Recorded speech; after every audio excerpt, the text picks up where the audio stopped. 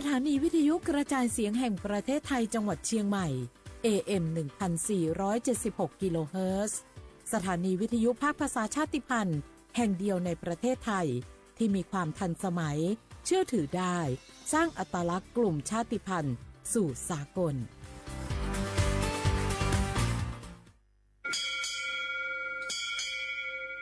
โอโบดะจ้า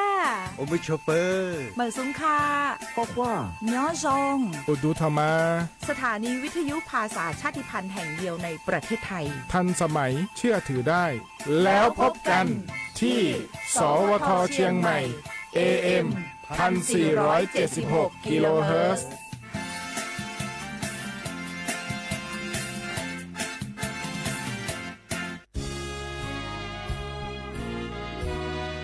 พระบารมีปกเกล้าเพื่อปวงชนชาวไทย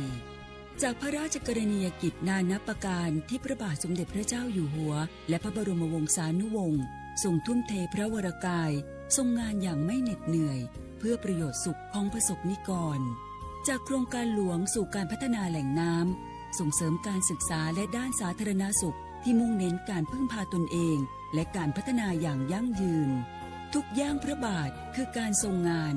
ทุกพระราชดำริคือพลังแห่งการพัฒนาเพราะประชาชนคือหัวใจของแผ่นดินร่วมเสริมสร้างความรักในสถาบันหลักของชาติโดยสำนักงานประชาสัมพันธ์ที่ 3 กรมประชาสัมพันธ์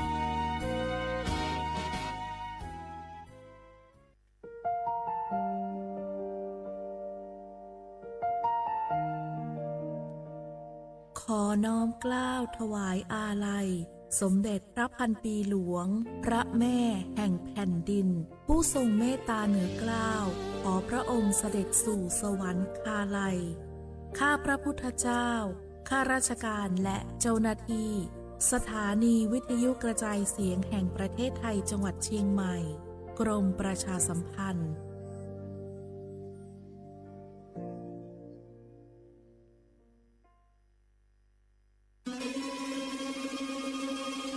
ก้าวสำคัญมาถึงแล้วเจียงใหม่นครหลวงของล้านนาสู่การเป็นมรดกโลกต่างวัฒนธรรมขององค์การยูเนสโกเมืองที่ยังมีชีวิตและมีประชาชนอาศัยอยู่ร่วมกันวันที่ 3-8 สิงหาคม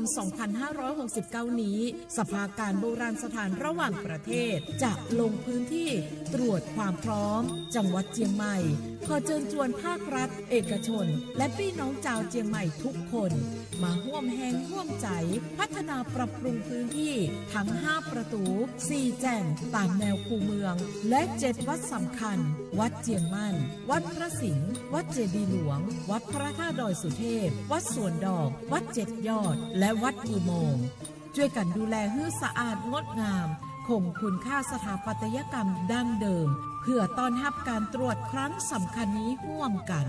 ร่วมสนับสนุนเจียงใหม่สู่เมืองมรดกโลกต่างวัฒนธรรมโดยสวทเจียงใหม่สำนักงานประชาสัมพันธ์ที่ 3 กรมประชาสัมพันธ์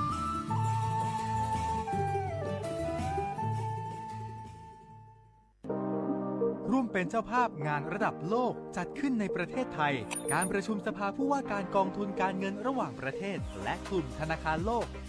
12-18 ตุลาคมณศูนย์การประชุมแห่งชาติสิริกิติ์ด้วยแนวคิดโลกทัศน์ใหม่ของไทยเพิ่มศักยภาพคนสร้างภูมิคุ้มกันในโลกที่ท้าทายมาร่วมเป็นส่วนหนึ่งของการประชุมครั้งประวัติศาสตร์เพื่อปรับตัวสู่อนาคตร่วมกันอย่างมั่นคงข่าวดีผู้มีสิทธิบัตรทองหรือบัตร30 บาทที่อยู่ในพื้นที่กรุงเทพและปริมณฑล5จังหวัดนนทบุรีปทุมธานีสมุทรปราการสมุทรสาครและนครปฐมหากเจ็บป่วยทั่วไปพบแพทย์ออนไลน์ได้ครอบคลุม42โรคพร้อมจัดส่งยาถึงบ้านสะดวกรวดเร็วไม่ต้องรอนานอยู่บ้านก็ใช้สิทธิบัตรทองหาหมอได้เพียงเลือกรับบริการกับ4แอปพลิเคชันได้แก่แอป Saluber MD แอป Clinic แอปหมอดีและ Line Totale Telemed สอบถามเพิ่มเติมสายด่วนสปสช1330ใช้สิทธิ์บัตรทองเข้ารับการรักษาที่คลินิกแพทย์แผนไทย30 บาทรักษาทุกที่ได้ง่ายๆทั้งนวดประคบอบสมุนไพรใช้แค่บัตรประชาชนไม่เสียค่าใช้จ่ายสอบถามเพิ่มเติมโทรสายด่วนสปสช1330 30 บาทรักษาทุกที่สิทธิตามกฎหมายของคนไทยให้แพทย์แผนไทยดูแลสุขภาพคุณ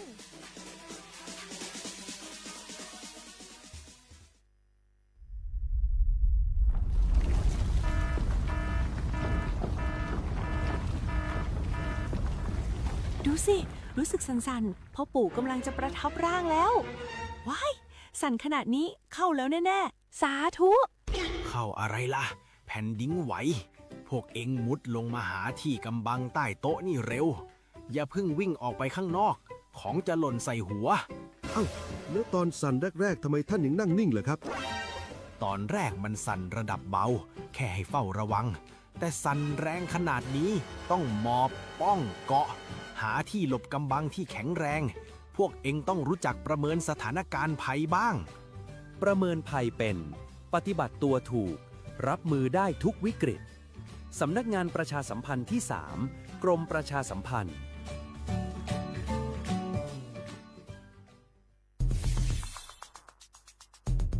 แค่ 3 ปี ความเสียหายจากอาชญากรรมไซเบอร์ของคนไทย พุ่งทะลุถึง 94,000 ล้านบาท หรือเฉลี่ยปีละ 30,000 ล้านบาท ทุก 1 ชั่วโมง เราเสียเงินกว่า 3.4 ล้านบาท ให้กับมิจฉาชีพออนไลน์ โจรไม่เห็นใจคนอาชีพไหน อายุเท่าไหร่ สถานะทางการเงินแบบใด หมอ พ่อค้า นักธุรกิจ นักเรียนแม่บ้านข้าราชการเกษียณ ทุกคนตกเป็นเหยื่อได้เสมอ และวันหนึ่งอาจเป็นคุณหรือคนที่คุณรัก เพราะจุดอ่อนร่วมของเหยื่อคือความเร่งรีบ ขาดสติ หรือแม้แต่บางครั้งก็เกิดความโลภจนเกินไป อย่าปล่อยให้การกดคลิกเดียว ลิงก์เดียวทำให้โจรยิ้มกว้าง วันนี้ถึงเวลาแล้วที่คนไทยทุกคนจะต้องร่วมมือกัน สร้างภูมิคุ้มกันอาชญากรรมไซเบอร์ ช่วยกันหยุดก่อนที่ภัยไซเบอร์จะทำให้คนที่คุณรัก และตัวคุณเองกลายเป็นเหยื่อ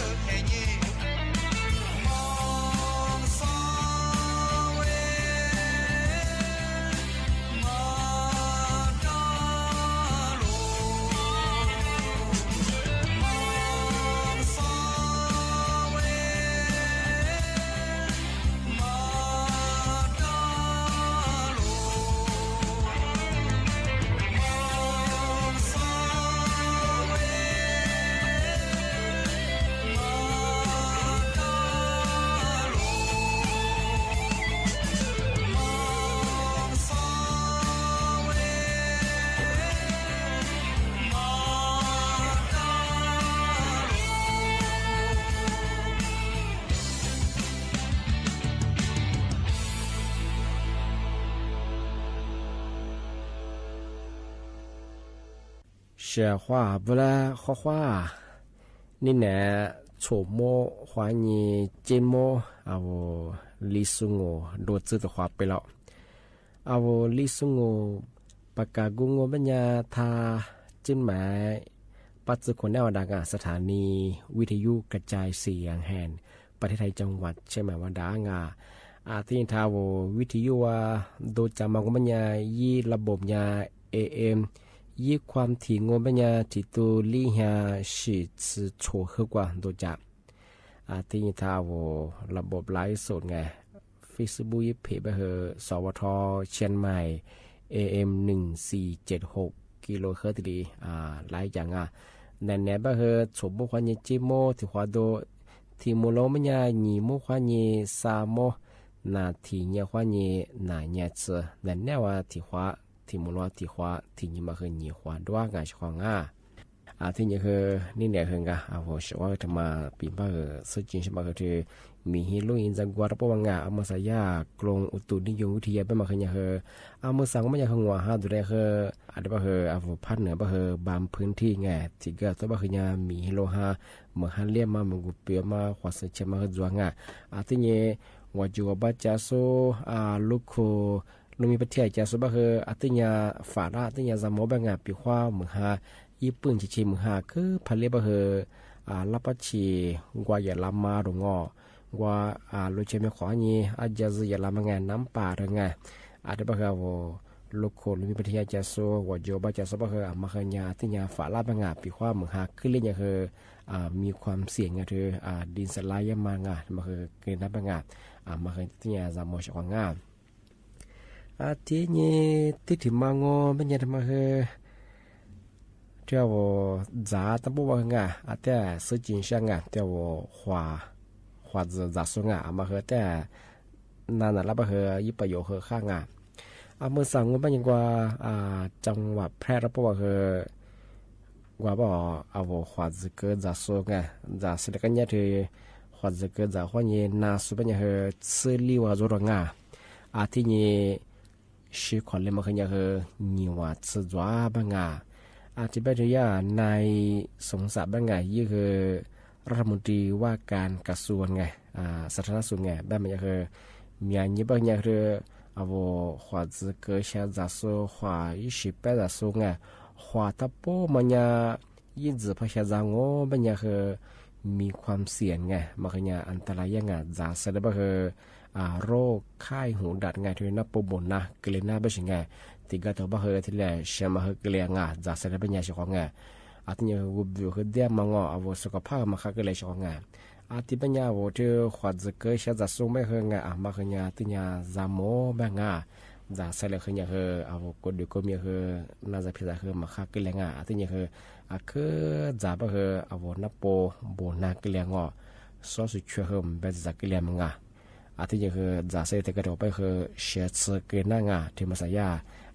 จังหวัดแพร่ชื่อลาโซนมาคือชื่อของเราเป็นยิวชิบุรีเชื่อว่าคือขวัญจะเกิดแต่เพราะว่าจะเสด็จคนยิงยี่โลกที่ธรรมตีไปที่เกลียชื่ที่เป็นคือมาที่เล็กจีมาชื่อของจำแบบดวงแบบของอัลมาจากว่าอัลมาดูก็เป็นคือเน็ตสืบเพียงอัลมันจางกูดูก็แบบคือกูดูก็มีคือสุขภาพมาคักเลยน่าจะพิจารณาคือเกลียนั่ง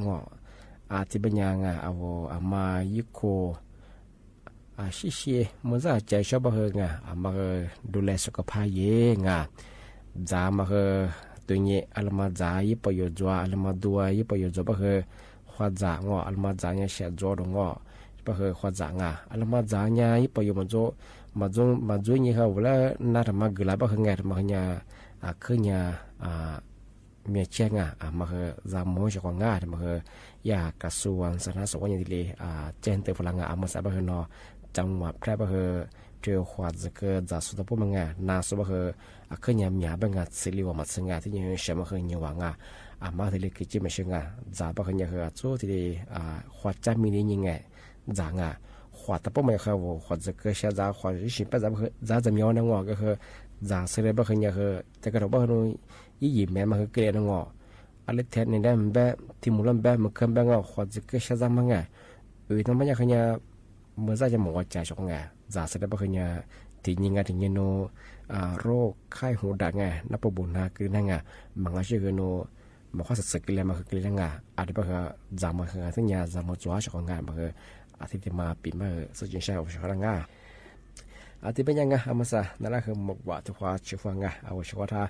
พลาสุดาคือข้อคว้าไงสวัสดีครับไงอะไรตัวจันนะจ๊ะบ้างไงถ้าไทยฝรั่งชงไงปีควายยิ่งชามาเสือมาเป็นจ๊ะบ้างเป็นฝรั่งมังงะ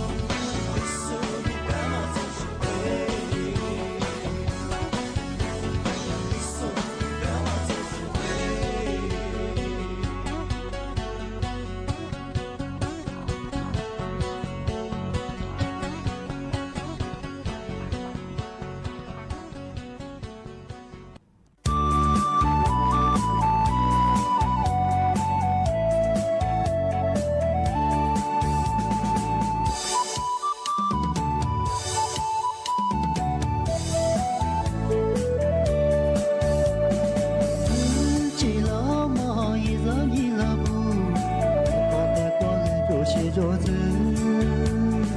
一次次离开前往，一次地发出电子，我保守这个字，我不怎么念你啊这个，俺只能这啊个多做你，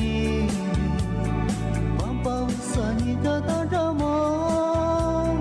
用起来说的字做点子。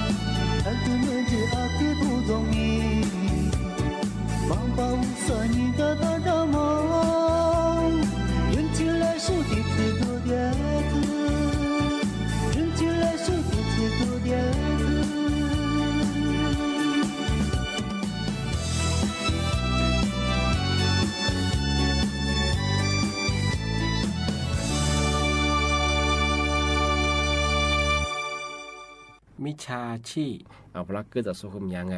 วันนั้นเหนือโดงอ่ะโอ้วันนั้นจุดเลยไปประจังมันยังวันนั้นเฮียติเสือชากะโลคือติก้าวัวไม่ยังไงเวลาคือให้ความหวังว่าโอ้เวลาฉากกึกก็มาว่าจบแป้มแบบจะเหมือนแบงอ่ะเอาเวลาคือก็มาว่าเอาคือโอ้ยยี่ตัวก็ช่วยเอาคือว่าเปล่าละว่าส่วนว่าสิเกือบไปคือว่าเอาคือเนื้อละอาจจะยี่ผู้บาดที่เฮียอุจเจออ้วนในช่วงมาคือจามงช่วงแต่ก็ถือว่ามันยังโนแรกๆว่ามันยังก็เทียนยังไงจบสมมติว่ากูถูกมาแน่ผมค่อยไปช่วงมาคือในฮีผู้บาที่เฮียที่เรียกอ้วนงโนอินเทอร์เน็ตเฟมแบบว่าคือโทรศัพท์ตึงเงี้ยมาคือผู้บอกว่าเฮียเกิดที่ตัวเกิดที่ย้อนในยี่ได้กันย่าไปอะไรบัติมาซาชิวที่มาหนิมาชิวมันยังยี่ที่ขวาในแรกผู้บาดเดียวนี่มาก็อามุสังว่าถ้าจะสุดมาวัวมายี่ค่าสูงของมัวเบหิวันนี้สูงสิแหละอาจจะเป็นว่าค่าสูงแต่เบื่อก็เทียบเป็นอย่างคือสาเฮียอะไรนี่ความว่าคือว่าเฮียติดตัวยืมมือซื้อมือที่กลีน่าเฉพาะจะเหมือนแบบจุบบ้ามแบบที่เอายุฟุตแต่พันยองกับพันจียังมันยังคือกลุ่มไม่ใช่คิดถึงว่าคือย่าเวลาคือผู้บักก่อนนะผู้บักเอาเวลาว่าเอาแท่งว่าคือไว้ใจว่านะเวลาคือยี่คือนี่แหละคือยี่แล้วไว้ใจจีเป็นยังยี่ผู้บักก่อนนั่นนะนัวแต่อยู่จะว่าคือถึงเฮียแบบเกิดเฮียแบบเกิดที่เกิดว่ากันย่าแบบเจ้าขอแบนได้แต่ความเดียวเลยจริงแต่มันแบบจะว่ามันที่บ้างว่าคือช่วง14วันเลนไทน์เนี่ยคือวันแห่งความรักนะครับวันลิซุ่งเขาเป็นยังคือนู่นนี้เห็นยี่บ้างยังไงที่นี่ฮะซีรีส์ยังไงที่เป็นคือกลุ่มมิชาชีที่เราโชว์มาคาสุเกิร์ตโชว์มาคือฟีบูยุปอชานีว่าเราช่วยบิวช่วยบิวก็คือบีเบียมาคือเนี่ยเอาเวลาปกครองช่วยล้างว่าก็นี่มาโน่นก็จะส่งในจีเราเนาะนี่ไม่ได้บ้างนัวอันนู้เบียเว้นัวนั่นสิมีจังว่าคือที่อีข้อมูลสอบไทยมาจอยเฉพาะที่เป็นอย่างคือช่วง14วันเลนไทน์เป็นคือกลุ่มที่ใช้ชื่อว่าคือที่รีเบนเนี่ยเวลาเกิดจากอะไรมาคือมีที่เป็นอย่างคือมาคือจามโมเฉพาะโอหายกรรมนู้โอหายยิ่งคือฟุตบอลคือถูกเขาเสียฟุตบอลเขาเวเฉพาะที่เป็นอย่างZaguan ba zamuan ba bu muchipam ba muchimam ba ama he artinya zamo pihwa no chopa bi thwa na pokha ta chhulang ba he yuko de he yi asitsama mo ati de pa chula ba he ama he tinya ti zamu chopa le manga rằng mơ hơn ngô sẽ khó ngà rằng mơ hơn tên nhà rằng mố ngà bị khoan nó cho ba thì ta chuyển là hơn ngò yêu biểu từ nhà khờ yêu cụ ba hơn khá sâu ngò bị ngò cứ lòi về nghe bỏ khoa chuyển ngà mới ra chuyển bao giờแต่สูเลยเขาbao giờ phụ bản tiền màคือด้วยงาmàคือrằng mố ngà cho ba ngà rằng mơ cứ biểu bao giờ vô phát sinh xong bao giờ video call như sẽ khó ngà Facebook họ thu phụ ít bao ngà ít con bự ngò ít con bựว่าผิวยังมวยยังไงกลุ่มวิชาชีพของมันยาหลักสุภาพส่วนใหญ่กล้องวิดีโอเนี่ยเปิดเฉพาะว่าไงยาคือด้วยเฉพาะไงอาจจะเป็นยาปีว่าว่ามาพาซึ่งช่างมันยาคือยี่บิดมาเจว่ายี่กูเดือดสัญญาช่วยเหลือความมาช่วยความมาคือไงวิดีโอคอลปืนยี่เราบอกเขาจุยยังไงยี่พยายามปืนป้องมันยามันยาไม่ใช่ชีพมันง่ายเฉพาะไงแต่ก็ถือว่าเขาเนาะปืนก็แบบก็คือยี่ปืนคือแบบได้เฉพาะไงมันจะช่วยเนี่ยว่าคือยี่นี่ใส่กับเรียนรู้อยู่ว่าไงหลักส่วนใหญ่คือสิ่งที่จ้างอาจจะเป็นยาสำนักงานตำรวจแห่งชาติคือประกาศงานแจ้งเตือนวันที่14วาเลนไทน์ว่าไงช่วงเธอหนีฮะคนนี้คือนิวนี้เห็นยิงอาจจะเป็นยาคือว่าจากว่าจากเมืองแบงก์เจ้าว่ามาคืออาทิตย์นี้จากเมืองแบงก์เรื่องที่ชื่อมังอาจจะเป็นยังไงมาสักว่าชาวบ้านคือมงกว่าสักว่ากันนั่ง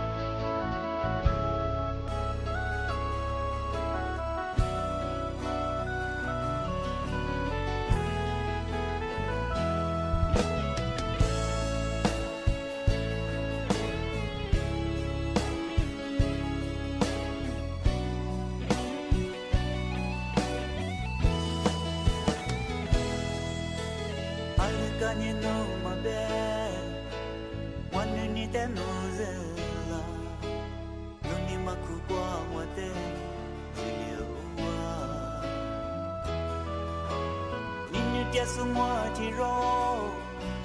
Ramami domami Ale vesunun te fuke balase Ninalo besu nisho Wanu ni te no selo Romi ni te ma chichi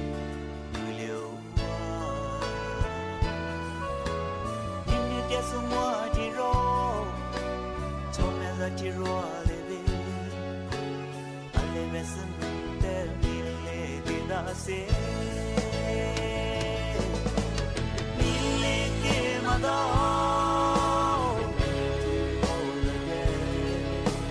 mille ke mada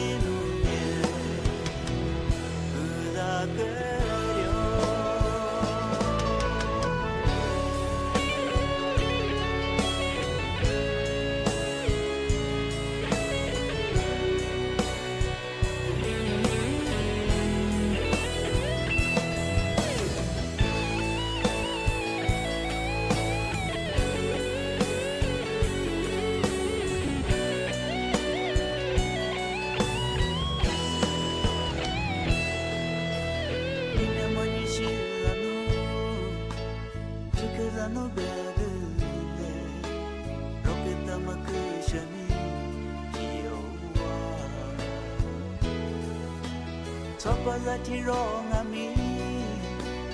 Yali jati lalo Ane besno te mire kedase Mille ke mada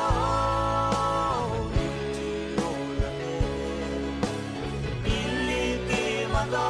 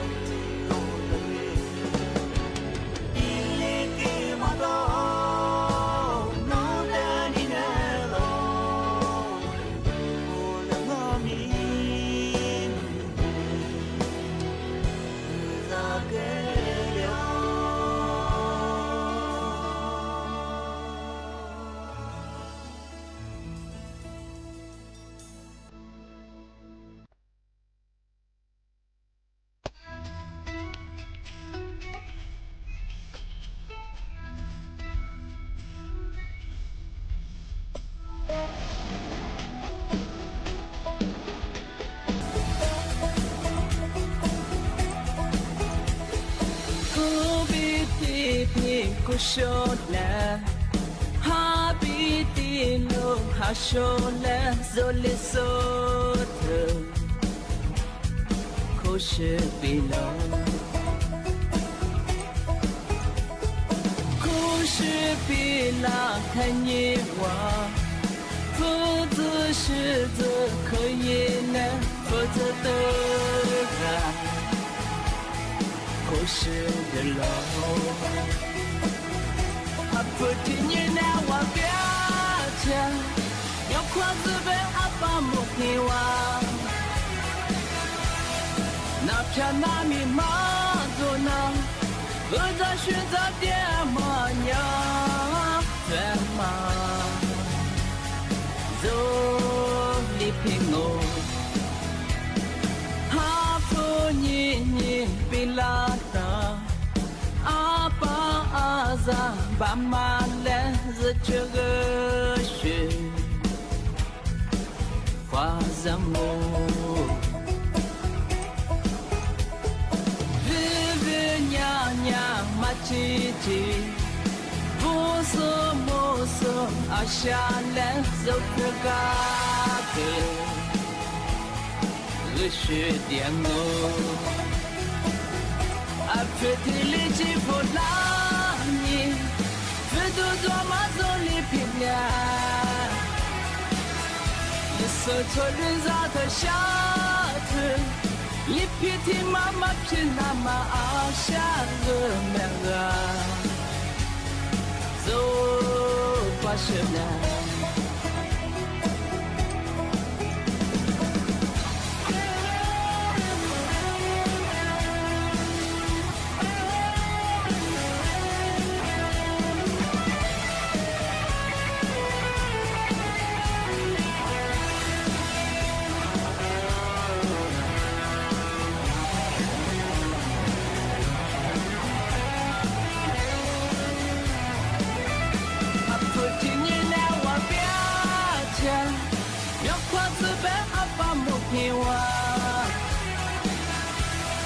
那片那里马路呢，我在选择点嘛呀，全嘛，走里平哦，哈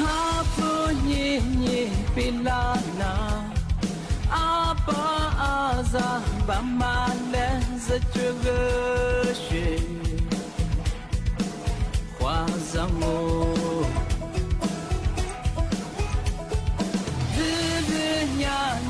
Matiti, Boso Moso, Ashale, Zopregate, Le Chidiango, Apetilici Polani, Vedo Damaso Lipina, Isoto Lezato Shatu. Li piti mama pina ma asha guna zo passionate.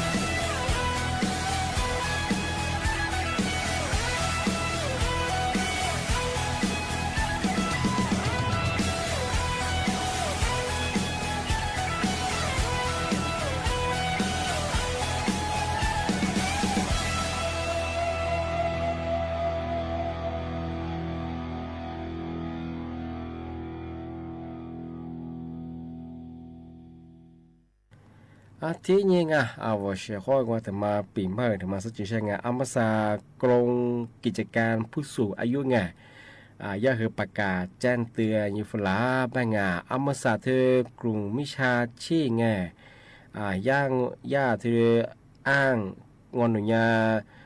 กรงกิจการผู้สูงอายุงอเธอผู้สูงอายุแล้วกว่าชิสูดูแลสูแบงเย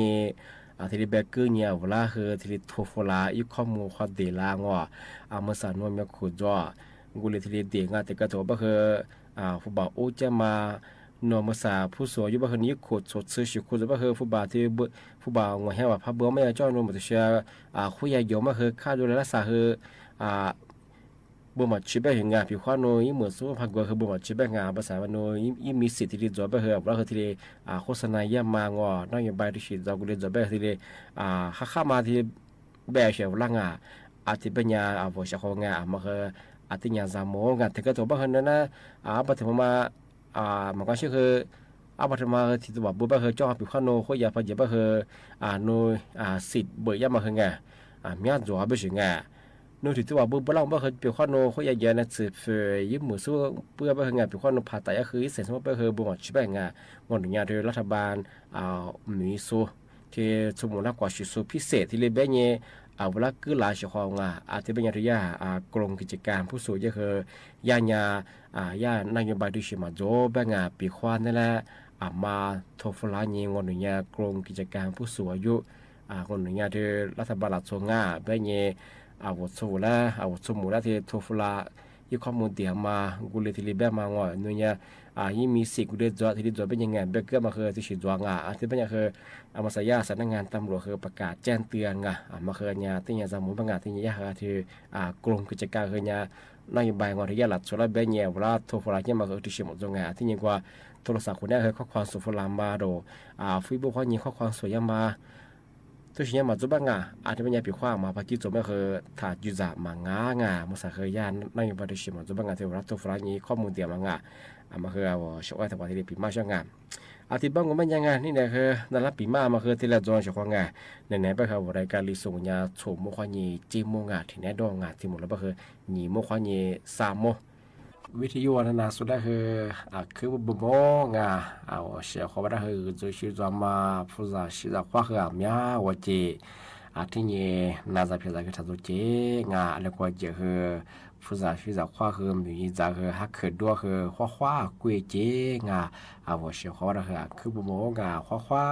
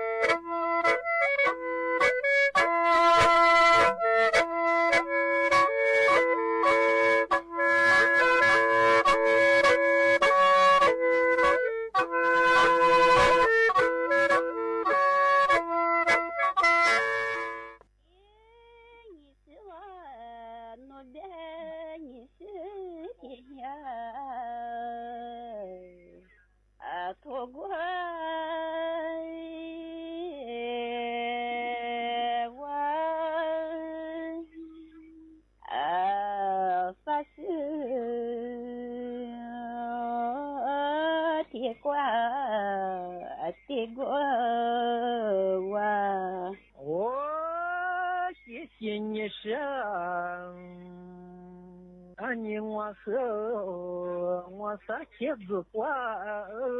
也多少，来花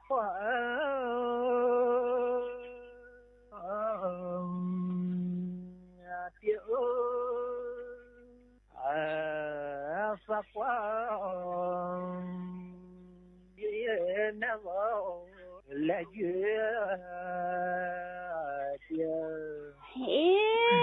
你是我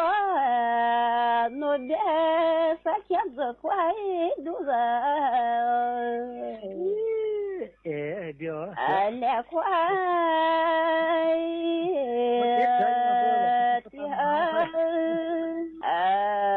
ya quay đủ giờ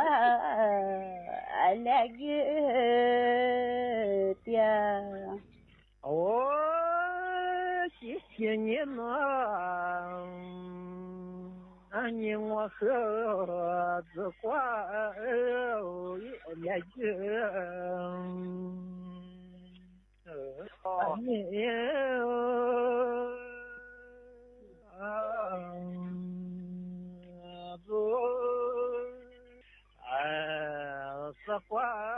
了的毛。三呀，我别拿我的个来快的嘛，三呀，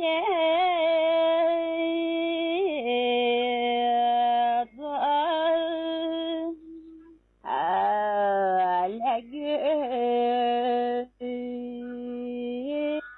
嘛。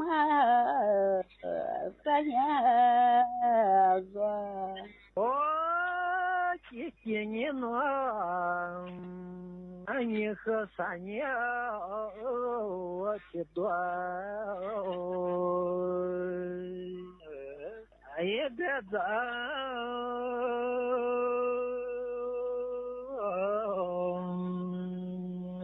老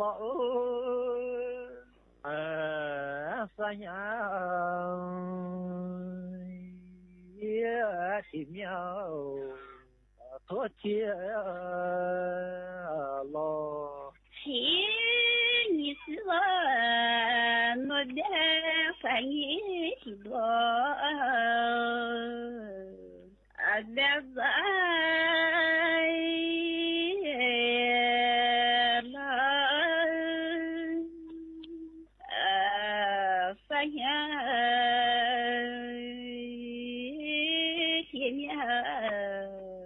多谢了，谢谢你。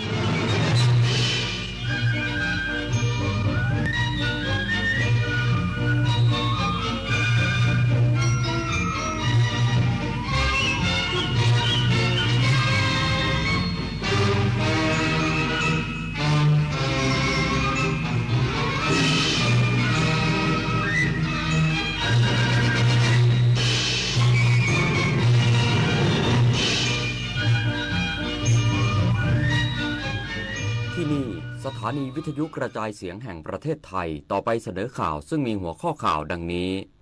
รัฐบาลเตรียมทบทวนหลักเกณฑ์บัตรสวัสดิการแห่งรัฐปี 2569 ในที่ประชุมคณะรัฐมนตรีวันพรุ่งนี้เพื่อแก้ไขความเดือดร้อนของประชาชนประเทศไทยพร้อมใช้โอกาสการเป็นเจ้าภาพการประชุมประจำปีสภาผู้ว่าการธนาคารโลกและกองทุนการเงินระหว่างประเทศในเดือน